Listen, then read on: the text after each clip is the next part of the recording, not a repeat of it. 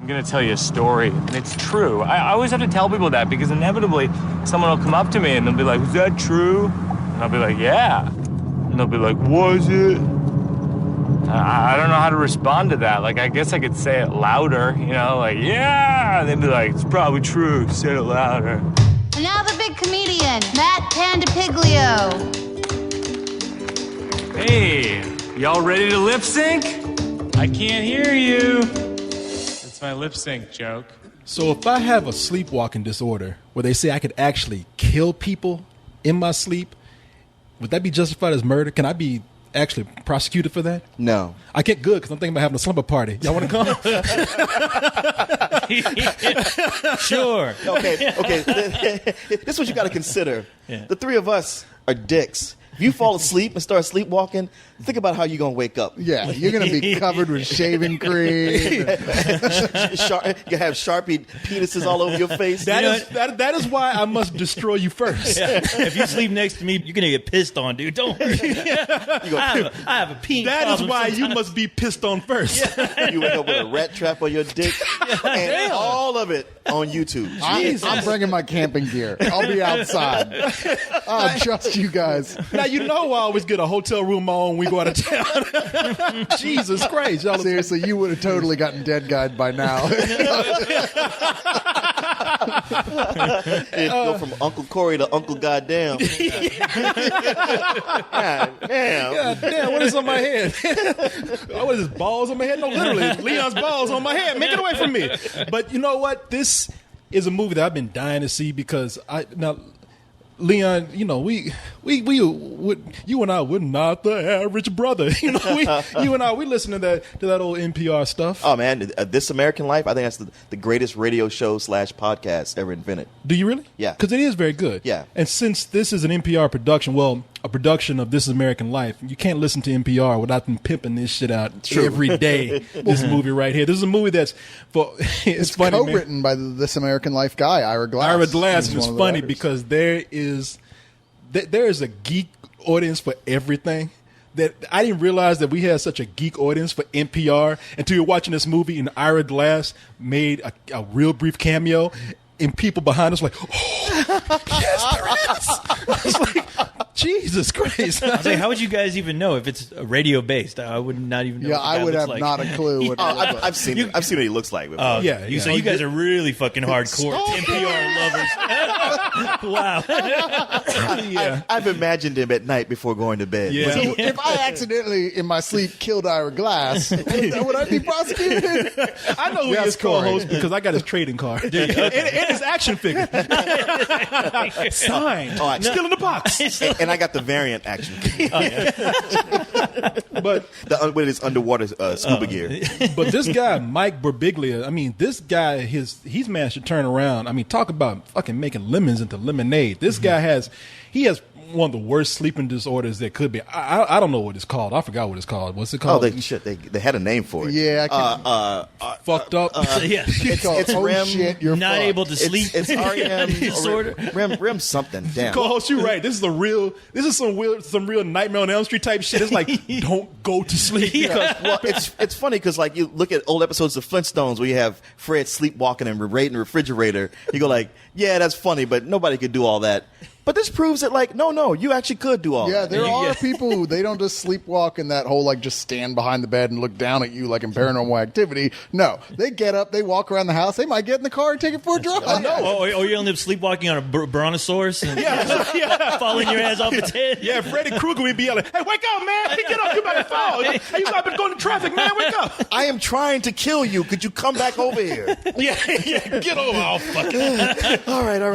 I'll find some teenagers. You take all the fun out of this. Fuck you! It feels like the ultimate fallback. It wasn't me. Right? It's like, I saw you fucking my wife, dude. I was totally I was asleep. asleep. Yeah, I was You asleep, blame man. that bitch. I don't know why she didn't stop me. Sorry. This movie just gave me a bunch of bad ideas. Yeah, just to blame it all on sleepwalking. But this guy Mike Birbiglia, he has taken this sleep order, which combined with his just fucked up life. I mean, talk about a guy who makes his own problems. I mean, this is that guy. Oh yeah. And somehow taking that one thing and turning it around and making it part of his act to where it's been a book, it's been a one-man play. Now it's a movie. They got the video game coming out next week. They could make a good video game. Like, you got to guide him around before he runs off a girder. You're right. Or before like an object falls on his head, you got to guide him around. Some Mr. Magoo type shit. See how many Ramada Inns he can stay at before. But yeah, he plays himself in the movie. I mean, he really has turned this around. I mean, for a guy who positions himself and portrays himself as being very untalented, he wrote the book, he wrote the screenplay, he directed this, he stars in it, and He practically narrates it as well, but not just like a voiceover. He turns to the camera and said, "Look, this actually happened. So there it is." Yeah. I love the point where he goes, "First thing you need to know is that you're on my side in this." It's And I like funny. that. He does have to say that because I was just like sitting there watching this movie going like, man, you suck as a human being. Because it really does prepare you. I'm like, wow, I wish more characters would say, all right, guys, remember, you're supposed to like me. You know, like that every day. Yeah, I know. It's like, yeah. So if we had that spoiler alert, yeah. Or something. But you know, I was surprised. I was surprised by anything watching the movie because I had no idea who this guy was really until the end of the movie where I realized, okay, I guess this is based off of an actual guy who's a comedian who's like basically turned his life around by turning his life into the jokes. Which apparently, when the guy started out, he was a pretty terrible comedian, and I mean, Was? Yeah. No, I'm kidding. I haven't. I mean, Cyrus has told me after the screening It's that good. he's I pretty got good. the albums. It's good. Yeah, I got to hear these albums because if there's anything I got to say about this movie, this guy starts out as a horrible comedian. Yes. And by the end, he's a bad comedian. it would have made some sense if he actually did run into Freddy Krueger because I'm sure probably Freddy Krueger could have given him some advice on how to tell a joke. Hey, Yeah, he gave him one-liners. Mike, let me handle the jokes. Okay? I'll show you how to be a real cut up. I'll slay them all. And both of them get tomatoes in the movie. Shut up, Freddie. Fruit ninja, bitch. But this guy, man, he's the thing about the movie is that when you hear about this and you go see the film, they're really pitching this as this is the movie about his sleep disorder because that's what really makes up his act. It seems like it's probably the most interesting thing about the film. Who wouldn't be fascinated about this sleeping disorder that could kill you? You wake up in the middle of the night and you act out your dreams. You might be running from somebody, and if you're running from somebody in your dreams, you thinking you're leaping off of a building and you're going to take off flying like Superman or something, when really you're just leaping out of a fucking hotel window and almost cutting an artery that makes you bleed to death. And the sleepwalking is really just a symptom of the plot here, really. It's like kind of, I can't believe this guy ignores it for as long as he does. Yeah, I'm surprised it's so late in the film where it comes in. Well, he knows what his problem is, and we know what his problem is. I mean, he openly tells us, yeah, I realize this is why this is happening. I just don't have time or the money to fucking deal with it. So I know what that's like. But, you know, he's single, poor, white guy working as a bartender who wants to be a comedian. He's in a long-term relationship with a girl who is stopping being subtle about wanting to get married. Yeah. And he doesn't want to get married. So, yeah, he's having violent sleepwalking. Well, that's what I give the movie credit for because I thought, man, I want to see more about this sleepwalking stuff. But when I'm watching this, you think that this is if you know anything about the movie, you know that he was in this relationship with this girl named Abby. He's famous now that they're still friends, even though they're married. I mean, they're not their marriage, but their relationship dissolved after several years. Played here by Lauren Ambrose. Yeah, who you might Lauren- know from 6 Feet Under, amongst other Yeah, things. yeah, redhead chick from. Oh, yeah. One guy, she looks fiery, but but you know this relationship dissolved, and you're thinking, okay, well, yeah, it dissolved because this fool's gonna kill her in the middle of his sleep, and she probably said, "I'm getting the fuck out of here." But it's not that. It's him. But it's everything but the sleeping disorder that is destroying his relationship, and that's what's fascinating about the movie. His life is way more interesting, or at least equally, I thought, as interesting as a sleeping disorder. I thought that's what was cool about at the core of the movie, besides the sleepwalking disorder. I mean, yeah, it was this relationship that he has this inability to commit to it, and just and I love seeing how it played out because this is like one of the first movies I've seen in a long time where I was like, wow, this is a great argument for people like this guy not ever to get married. I mean, he's his own walking nightmare, no pun intended. Yeah, it was, but it's good. Yeah, seriously, if you got that little voice in the back of your head saying, I don't know if this is right for me. Maybe it's not right for you. But I thought they did such a great job of really, showing that where you just know that I'm like, man, dude, you just leave her alone. Just fucking commit to if the you idea love this girl, that you walk have, away. Yeah, because the thing is, you like the movie, you like the girl so much that she's actually sticking around, putting up with this shit.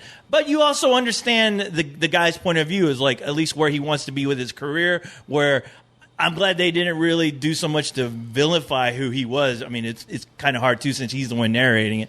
But I mean, you look at it and you're like, you know what, you both need to go your two separate ways, and try to find some middle ground to where you can still be friends. And I thought they did that in such a really good way that it didn't seem forced or it didn't make me seem like somebody was like manipulating me while watching the movie to think, you should like this guy because he's the funny guy of the movie. No, Well, he's self-depreciating as hell throughout the whole film. I mean, we're supposed to like him, but only in the context that we understand and he understands how incredibly flawed he is as a person. I don't know that I ever so much liked him because I was like, wow. I mean, I certainly appreciate that he was willing to be honest about himself and showed it like, wow, I'm kind of a fucked up kind of man-child, a little bit of a douchebag, too really scared to get my life going, got all these things, my daddy issues, and I'm dragging this girl down with me. Because at that point where it's like, man, how long you guys been together? 8 years? That just hangs there in the air. That's like one of those, so you go like, wow. Shit, I'll get off the pot. Yeah, exactly. That's practically a marriage. I mean, there's marriages out there that don't even last that long. Real marriages. But I like that he was willing to honest enough to put himself in that light, and have me not like him through most of the film. Well, I'm sorry. Go ahead. And then to show what it's really like for a comic getting out on the road first time with no experience. Yeah. I mean, getting to see that harsh reality of like, all right, kid, you think you're funny, but are you willing to drive all over the country for what maybe $150? $150. Yeah. I mean, driving 1,000 miles to perform. $150 and some bad chicken fingers. And the thing is, and it's easy to go like, well, hey, it's not about the money. I want to get out there. I want the experience. But then you show up and there's maybe 6 or 8 people in the audience. Oh, no. That's when you can go like, wow, I got to rethink this whole thing. But God bless him. He's stuck with it. Well, that's how it works. That's how the comedians out there end up making it. They struggle, most of them, some of them through decades of doing that before their lucky star comes in. Like this guy in particular, he used this whole story of him learning how to be a comedian as sort of a parallel for him basically just learning how to be a decent human being. I mean, I don't think he was ever unlikable. He's just wishy-washy at worst, really. I find that first. unlikable. And I know that's just me. That's just me going like, God damn it, I'm sick of guys like you. It's kind of a coming-of-age story for an Arrested Development. It's a coming-of-age story for a 35-year-old man. It is, in a way. But yeah, I mean, you say you don't like the guy. I mean, I don't think he's trying to make himself likable in it. I think he's just trying to say, listen, no situation is black and white. I mean, we have to keep reminding people of that, because if you can look at this situation in many ways, and we're getting his story. We don't know his girlfriend's story at all, but at least not her side of it. But he says that he explains what was going on in that relationship, and it was kind of both of them that lent to its demise. I mean, it's not that, and you can't really point any kind of fault at him for that. I mean, it wasn't even like the relationship collapsed because of problems they're having. Ultimately, it's what we're talking about is a guy who doesn't want to commit and coming to terms with the fact that he, regardless of his age, just isn't the type of guy who was ready to. I mean, he hadn't discovered himself at all, and we're watching this guy discover himself and then learn, you know what, the right thing to do really is to, find this part of my life, that chapter of my life, like, she's not going to be able to share in this other chapter. Right. Yeah. She's just not. And a guy learning how to do the right thing. Well, Sure, it took him a long time, but still. It just seemed like, watching the movie, I looked at it as like, wow, this would be like a great Discovery Channel episode for like certain aspects of people and careers of entertainment, where you have the stand-up comic. So we're watching this. I mean, it did feel like I was watching a Discovery. It's like you see how the process works to a guy who's just not funny, yet he has a passion to be on the road. Because there was a great scene in here where you actually see the guy. When he actually gets to be on the road, traveling to his first gig, and he checks into a hotel.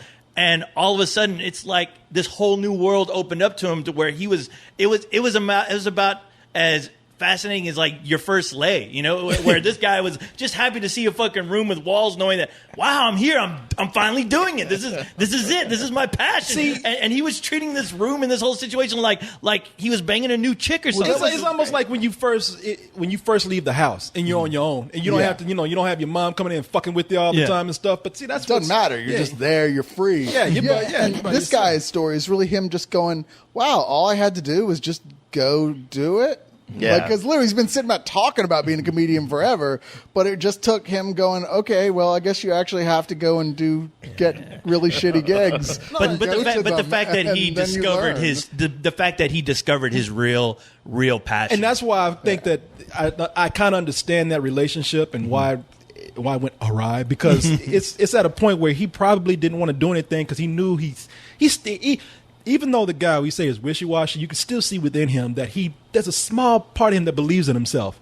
And it's just bad timing that the relationship 8 years later, granted, got way more serious and deep when he was discovering his talent and his career was starting to sprout. And she had her interest of wanting to take this relationship into a deeper place, and they just clashed right there. It's sad to see in a way, but everything I think is fascinating about this guy's life. The sleeping disorder, obviously. The relationship, even him, what you said, Leon, about what it takes to be a comedian. It's brutally honest about the industry, about people just telling this guy, you suck, you tanked, and he just keeps going. I found that pretty cool too. But I want to give this movie like a lot of praise and not criticize it except for one part, and that's where I think they go out of their way to make him bad. I mean, I don't buy that he was ever that terrible, and it feels like the movie kind of forced it because really, yeah, because that seemed pretty reasonable to me. Yeah, considering the I don't know, because circumstances. he just plays it like.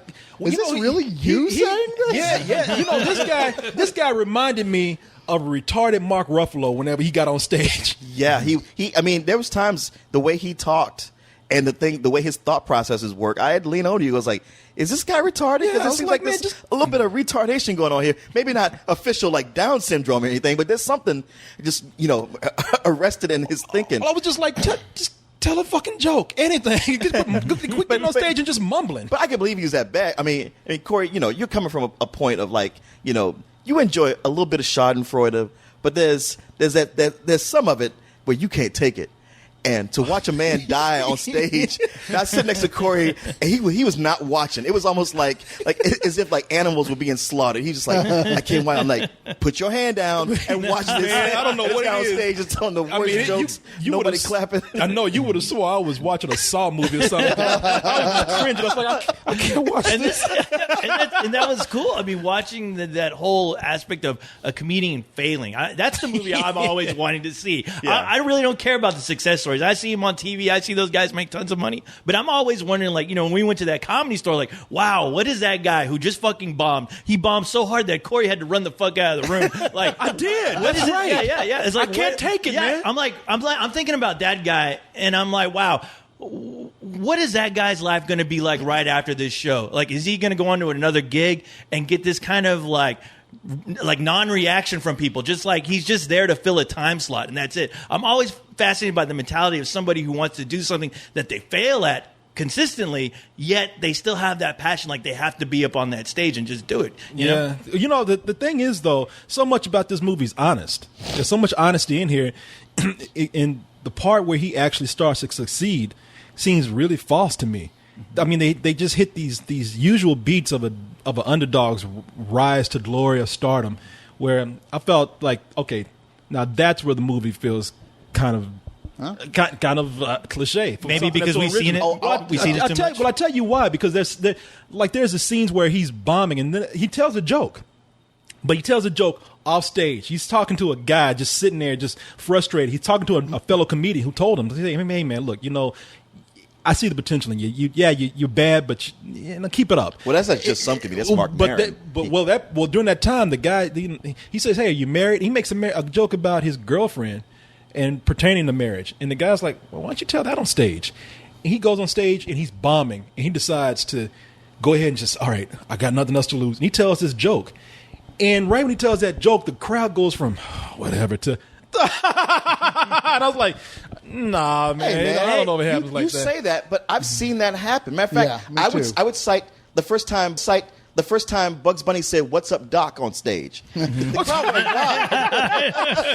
By the way, I think we got something here. That story's not true. What's up, Doc? No, that story's not true. He just said, Bugs Bunny told me that. He told me that story on when I was on the set of Space Jam, and he said, "Yeah, people think that's what happened. That ain't what happened." No. Well, I mean, that part of it, I did kind of believe, because I mean, I've seen comedians like Richard Pryor is a great example where he was just bombing to the point to where he stopped his act completely, and then just went on some other kind of rant that just made no real sense. But all of a sudden he started to kill. And then after that moment, that kind of became his act. You know, every story I've ever heard of comedians having heard, like they're on the Nerdist all the time talking about how they got started. Steve Martin, in his recent book, Standing Up, talks about it, how like you bomb and you bomb and you bomb, and one day you try something different and takes off, and you go, what the fuck? Like you have no idea that was going to be the thing that was going to get a reaction. Because it's this combination between the way you give your delivery and what you look like and that style of comedy that it all forms a perfect storm if you're lucky and you finally get a reaction. I've seen comedians do that over and over. When I've been at the comedy club, seen a guy who's just bombing and where I'm just like drinking my drink. I'm like, wow, I'm not even enjoying this. I usually enjoy watching somebody go up in flames. And then right when I give up on them, they'll tell something that was funny. And it's not just me laughing. The whole crowd is laughing. And they have people for a while. Now, they will often lose them again. Right. But at least they got him at one point. Yeah. But, I mean, this is a story about a guy, and that part of the story is about him finding that voice, figuring out, wow, this sort of weird sort of personality he's got. Maybe that whole being honest about his own neuroses and disparaging humor like that, like seems like, the believable, what a pathetic schlub he is in his life stories, or what sold and made people laugh. I look at it as somebody popping their comedic cherry. I mean, it's gonna happen, and sometimes it's not on stage. Sometimes it is, but when it is on stage, it's incredible. And knowing that this guy is, he's still making a career doing this. It's still You can catch him next week. Oh boy, we all should go. Yeah, when you just run out of here right now. Hey, co-host. Oh God, he's fucking up again. You get to laugh at that Cookie Monster joke in person. Don't make a sequel to your fucking movie, please. I was thinking shit. But you're right. I don't think he's that great a comedian. I was like, God damn, don't pay me to see him on stage. Pay me to go to his hotel room and watch his ass get up and walk around the halls. More Larry the Cheese. More Larry the Cheese. Running into stuff. Yeah, videotape that. Put that on DVD. That's your comedy. But you know what? I give the movie credit for having a big supporting cast of great characters. Oh, yeah. I mean, that just have these really nice, subtle touches of business that make them funny. Carol Kane and what's his name? James Reborn. Is that the dad? That was the mom and dad. The dad was incredible. That dad, he's that dad. Everybody's dads. Those dads who just looked at their son like, what are you doing? Just fix the goddamn thing. That's the dad I kind of like. Where they just get fed up with you, and they always use that word, goddamn it. Just do something, goddamn it. Yeah. Or just that's not a goddamn career. And the dad who treats you could be a 40-year-old man, and your dad still treats you like you're fucking 10. Yeah, that's what dad's supposed like, to no, do. That's not what you're eating. You're going to eat this, and you're going to like it, and you're going to shut up. Yeah, dad's supposed to do that. Put you in your place. You can't be like fucking in there trying to run the pride. But Carol, was it Carol Kane? Carol Kane, yeah. She's funny because basically the dad, they're just a rich, more intellectual version of Archie Bunker and Edith Bunker because he's really smart and impatient, and she just says the dumbest things. Yeah. And those are my parents. Marriage is like... it's like this cake, you first bite into it, you can't imagine anything better, and then you eat, and then maybe you've had enough cake. My mom seems to drive my father insane. She always wants to add one more thing. Oh, and one more thing. But it's rarely anything that deserves to be one more thing. I got the cake on the internet.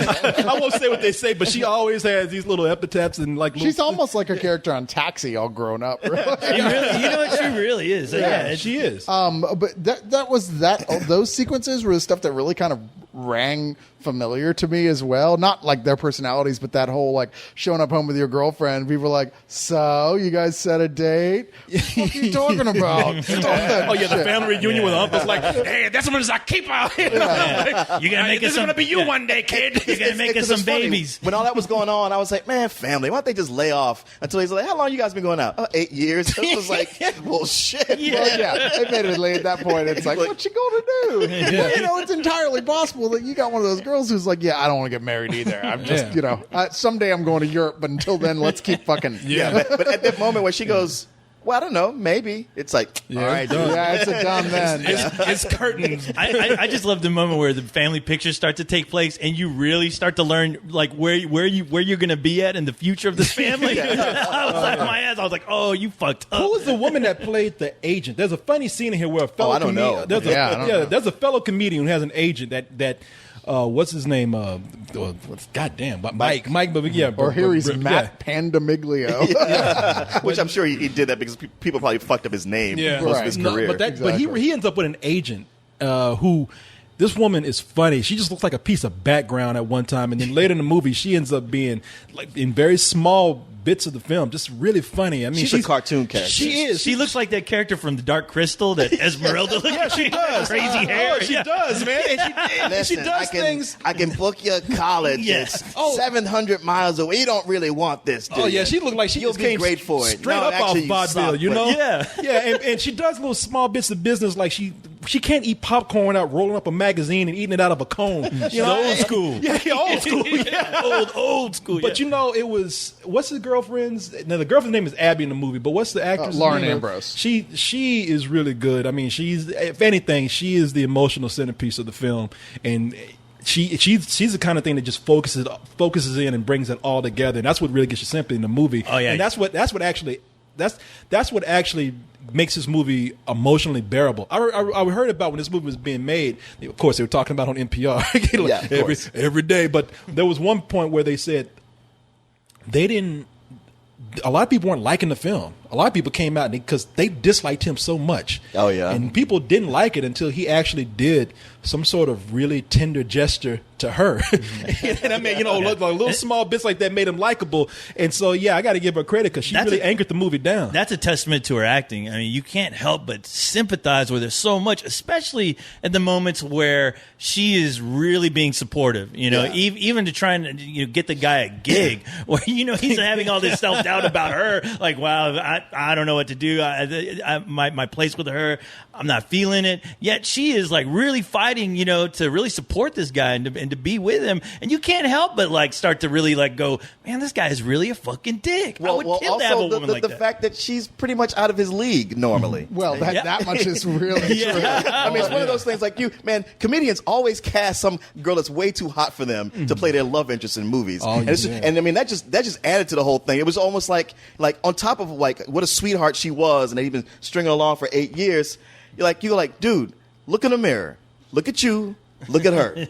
Look at you. Look at her. Well, What's the problem? Come on, here? man. Look at Ralph Crandon, Fred Flintstone. Yeah, exactly. What's her name from King of Queens? All big guys with really hot girls. So Look at Howard Stern. Come on, Howard your Stern. hero. Yeah, he's just the opposite of that. Like tall and skinny and look like a crane. And shit. He But got it, yeah. You know what, man? I really did enjoy this movie. Like I said, it's you were telling me, Cyrus, like, hey, man, this is what makes Louis so successful. Just yeah. this The kind show of Louis. painful honesty within the comedy. And you see where the comedy comes from. With the best comedy comes from comedians who suffer like this. And I when I'm watching this, I'm thinking, man, I really want to give this a higher rating because of that. But I give it to what's in the Mike Broomstead. Maybe you would say this with Birbiglia. Mike Birbiglia. I got to give it to him. The guy's obviously talented.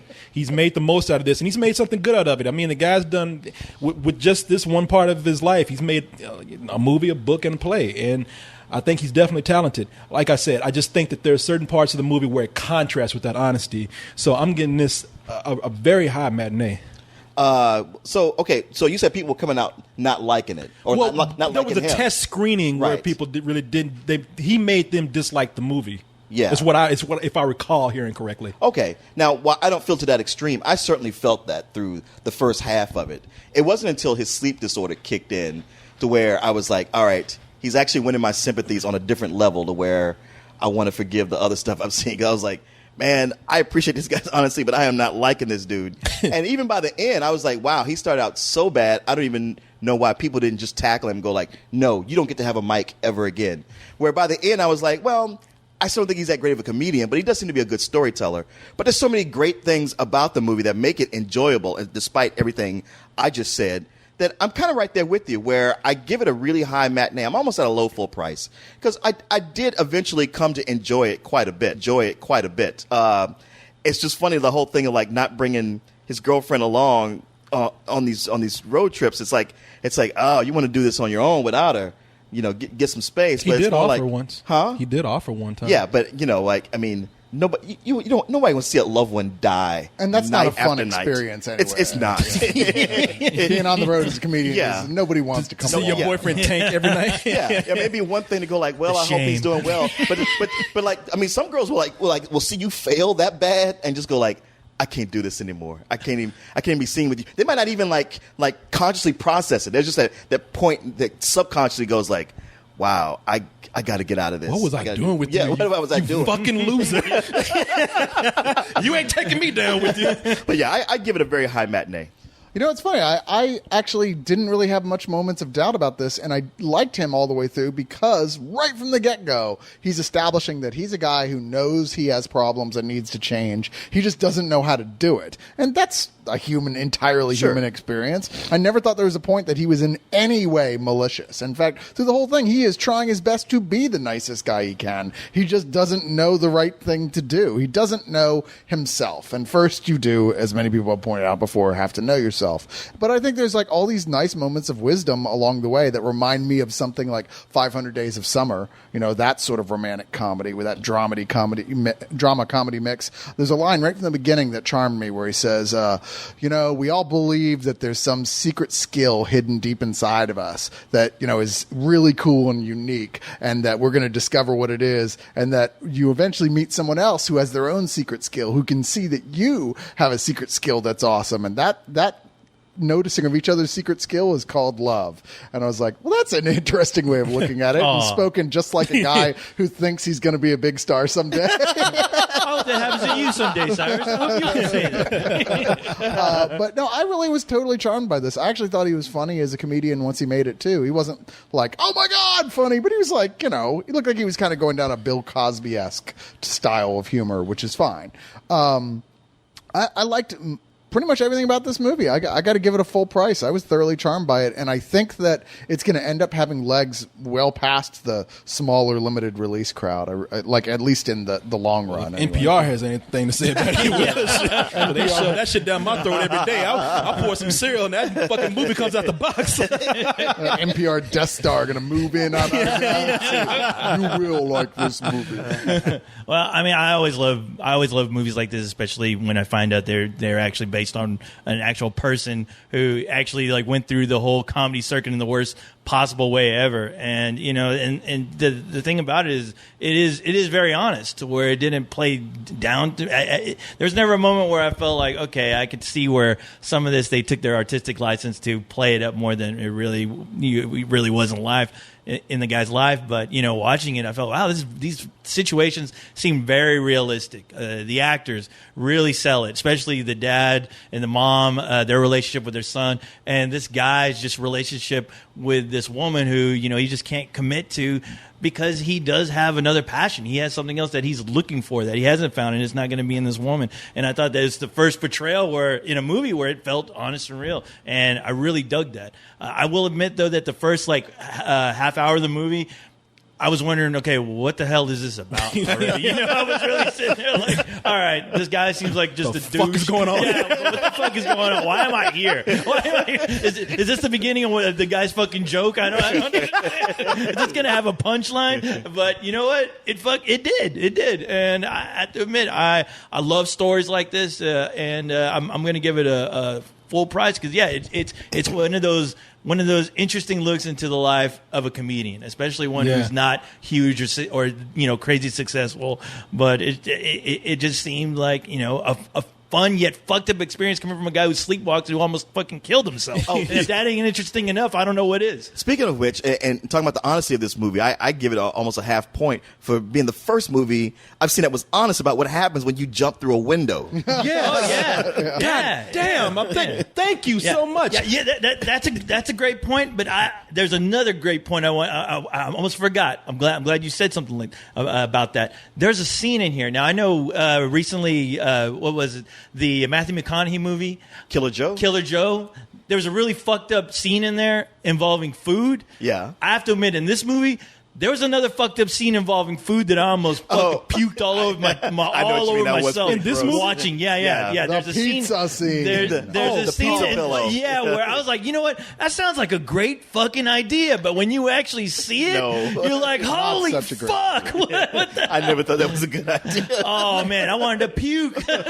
No, you know what? See, that's the thing. I would complain about that for years. Yeah. About how people get thrown through windows and not a scratch. Not a scratch. You even told me a story. I'll end this review with this story that Leon actually told me. Oh, boy. No, it's a funny story. Does it end with him getting thrown through the window? It ends with me throwing him through the window. And if I didn't take him to the hospital, he would have completely bled. By the way, Leon, you're welcome. But no, listen, you told me this story a long time ago, and ever since you ruined people getting thrown through windows for me. So now you watch Beverly Hills Cop, you're just like, bullshit. Yeah, when they throw Eddie Murphy through the window. Watch the last Transformers movie about people going through fucking windows. Watch Avengers where Loki throws Tony Stark through a window. Mm-hmm. That's one of the few scenes I'm like, bullshit.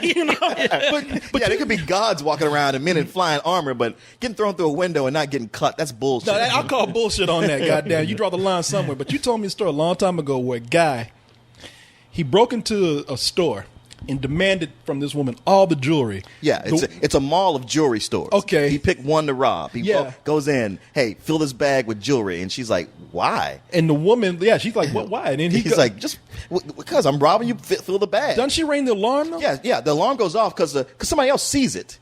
Like, she doesn't even hit the alarm. Somebody else sees it, the alarm goes off, he panics, jumps through. But wait a minute, hold on. No, you said he panics, but he tries to do some true Batman shit. He's like, like the door was probably right there, but he's like, shit, I'm good. I'm making a dramatic exit here. He gets about, maybe 5-6 feet down before he just collapses. Turns out the dude bled out, cut an artery. And when the police showed up, they looked down and they said, well, what was he doing? This bag is full of costume jewelry. It was one of these little things where every store there was a legitimate jewelry store except that one. And that's the reason why the woman was like, "Why are you robbing me? I don't understand." Was that Darwin Award winner? Yes, it was. It was in News of the Weird. And before the guy and before the guy died, his last words were, "What?" Has your girlfriend heard the jokes? No. You should probably mention it. You say you're going to go see the doctor, you don't. You say you want to be a comedian, you're a bartender. I mean, pick a damn plan and stick with it. He's kidding, but he's not as funny as you. My parents have been together 40 years, which is, but it's too long. If you're ever in a relationship that's moving towards marriage and you're not ready, don't go to my sister Janet's wedding.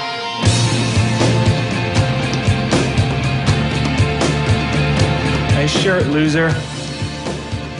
Sorry. No, I like it. It's nice.